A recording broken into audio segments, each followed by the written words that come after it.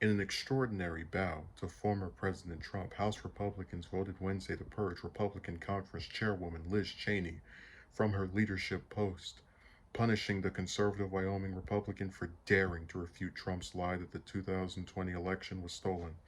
The decision was made by voice vote, meaning there will be no tally of the lawmakers who voted to dump Cheney or of those who wanted her to stay on. Sources inside the closed door vote said it was an overwhelming vote against Cheney. Some guessed the split was 3-1. Imagine how cowardly you have to be just as like a lawmaker, one of the most powerful people in the United States, to have to give your vote by voice so that we don't know who voted for her and who didn't.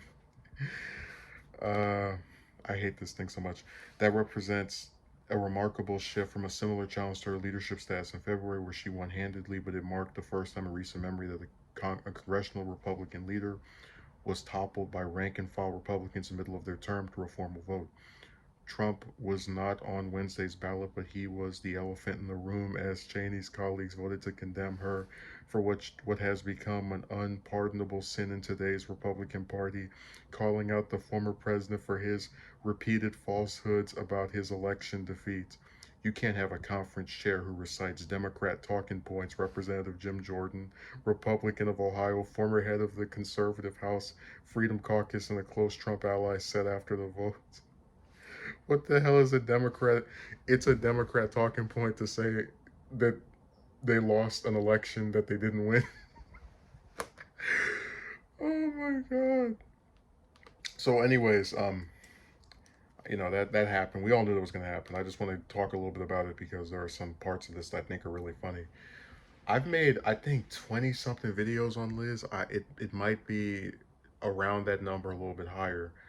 And what I noticed was that when I would do videos on her before January, when she voted to impeach Trump and to also, start speaking, I guess, critically of him over the election lie, I would have these people who would come and they would say, "You don't know what you're talking about. Liz is so smart and she's right about this and da da da." And I didn't get that many because I'm not some big person on here, but I thought it was really comedic that when I criticized her for her positions, which I still think are mostly bad, uh, I was in turn criticized by Republicans. And then when I take like a pseudo defense stance of her, at least as far as she shouldn't be booted from her party for telling the truth about an election that the face of it believes he won without any proof, then I get criticism or like pushback for defending her. So when I criticized her, I was criticized, and then when I defend her, I'm also criticized. I find that really comedic. I'm gonna take this thing from this article because I don't like to. I always find things like this comedic. So according to Forbes, between 2017 to 2021, Cheney voted in line with Donald Trump's position 92.9% of the time and supported him more consistently than his own chief of staff, Mark Meadows, when the latter was a congressman from, I believe it was North Carolina. Um, there was a comment on my video, and like I said, I don't address these people directly because why bother? But one of the reasons I don't address people directly, that there's a pardon shot at me right there.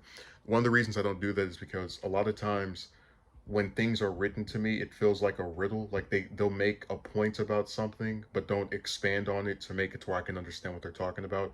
Like if I said Liz Cheney's a warmonger, I'd point to her support for the Afghanistan war, for bombing Syria, killing people in Yemen, all these different places that I can say, hey, this is her position. This is why I call her a warmonger because of these particular positions. Just like if I were to say she was a conservative, I would say she supports, uh, abortion rights being denied and just other things like that. Some specifics that even if someone didn't agree with me, they would know what things led me to the view that I have. This person says Liz Cheney no longer represents the future of the Republican Party. If Democrats think that she's the new Messiah, feel free to elect her when she moves to one of your districts. Um, you see how it's a riddle. She no longer represents the future of the Republican Party as she votes 92% of the time with the president that people think is going to be the nominee in 4 years. And again, if he had said, "Hey, she doesn't represent the future of the party because X, Y, and Z," wouldn't have agreed with it probably, but you know, whatever. It would have at least been something I understood. It's just it's more spinning of the wheels. Like I don't know what he's talking about. And then if Democrats think she's the new Messiah, what does that even mean?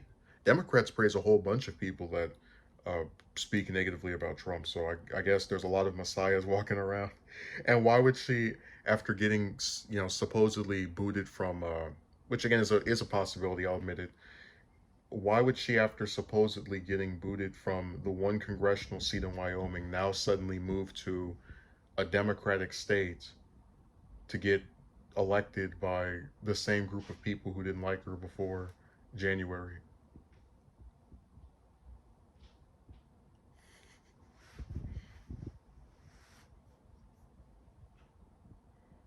This is a really comedic story. Imagine getting fired because you told the truth, which is really what this is about. That he was fine with her voting with him over 90% of the time, but when she admitted that the election wasn't stolen, he was making that up to rile up his base. Oh, it's time to get rid of you. And that's really the reason why I was so outraged, because there are a lot of progressives who are saying, you shouldn't be defending her as much as you do. And, this is like a bare minimum of a good, it's like, but if it was such a minor thing for her to come out and say that the election wasn't rigged, why was it such a big deal as for them to kick her out of her position and talk about kicking her out of the House of Representatives overall?